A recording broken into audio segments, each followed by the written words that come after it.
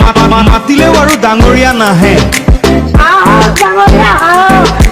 1 তাৰিখে পুৱাই গাঁওখনৰ এঘৰৰ পিছফালে ৰাইজে দেখিলে দুটা বগা ঘোঁৰাই খেৰ খাই আছে ৰাইজৰ হাহাকাৰ ভগৱান আহি জালুকবাৰী পালেহি তাৰ পাছতে ধূপ ধূনা জ্বলাই ঘোঁৰাক গামোচা চেলেং পিন্ধাই পূজা কৰি ৰাইজ ক'ব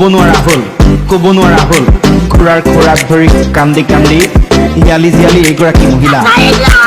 অ' প্ৰভু মই আপোনাক কেতিয়াও বিদায় নিদিওঁ প্ৰভু মোক ক্ষমা কৰি দিয়ক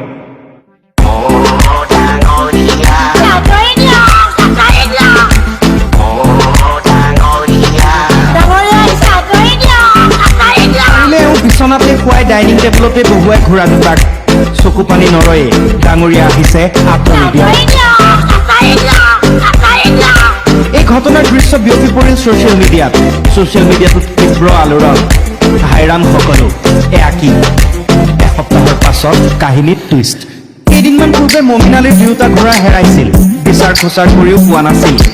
বাতৰিতে দেখিছিল এই দৃশ্য তাৰ পাছত তেওঁ হাজিৰ হৈছিল জালুকবাৰীৰ পূজাস্থলী গৰাকীক দেখি দৌৰি গৈছিল ঘোঁৰা দুটা কান্দোনত ভাগি পৰিছিল মহিলাসকল ডাঙৰীয়া এয়া কাৰ পিনে দৌৰ লৈছে আপুনি বাইদেৱে বাগৰি কান্দিছিল মাটিত